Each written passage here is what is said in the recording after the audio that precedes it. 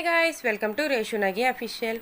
ఇప్పుడైతే మేము మామిడికాయ తురుము పచ్చడి పెట్టుకుంటున్నాం. చాలా డేస్ బ్యాకే పెట్టుకున్నాం, కానీ వీడియో అయితే ఇప్పుడు పోస్ట్ చేస్తున్నాం. ఎందుకంటే ఇప్పుడు ఎండలు వెళ్ళిపోయినాయి కదా, ఇంకా మొత్తం వర్షాలే. ఇంకా ఈ తురుము పచ్చడి మా సైడ్ అయితే మేము తురుము పచ్చడి అంటాం, ఇంకా మీ సైడ్ ఇట్లా తొక్కుడు పచ్చడి అలా అంటారు చాలా సైడ్స్. ఇంకా ఎండిన తర్వాత ఎలా ఎండాయని తెలుసుకోవాలి అంటే మామిడికాయలు అన్నీ అంటే ఆ ముక్కలు అన్నిట్లు ఇట్లా తీసుకుంటే చేతికి ముద్ద అవ్వకుండా విడిపోతాయి అన్నమాట. ఇట్లా ముద్ద చేసినా ముద్ద అవ్వకుండా విడిపోతే అప్పుడు మంచిగా ఎండినట్టు. ఈ రెసిపీ అయితే మా అమ్మమ్మ వాళ్ళ ఫ్రెండ్ది, ఎవ్రీ ఇయర్ పంపించింది పచ్చడి అయితే ఆ ఆంటీ. కానీ ఇంక ఇప్పుడు మేమైతే ట్రై చేద్దామని అయితే ట్రై చేసాం, సక్సెస్ అయిందనమాట. అందుకే వీడియో పోస్ట్ చేస్తున్నాం.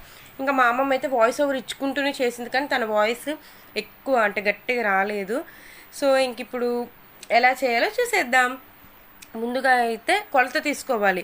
మేమైతే అది సేరు గ్లాస్ అంటాం అనమాట. సేరు అంటే ఇంకా పచ్చళ్ళకి సేరు అంటే ఒక క్వాంటిటీ అంటే కేజీ ఉన్న డబ్బాని సేరు అంటారు, అట్లా తీసుకోవాలి.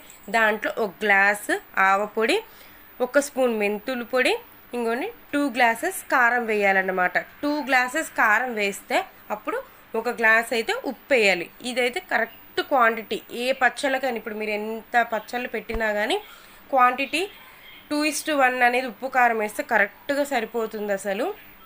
ఇంకా మా అమ్మమ్మ అయితే మంచిగా మిక్స్ చేస్తుంది. మా అమ్మమ్మకి ఎంత ఓపికనో అన్నీ చేస్తుంది. అమ్మమ్మ నాకు ఇది కావాలి అని అంటే వెంటనే చేసి పెడుతుంది.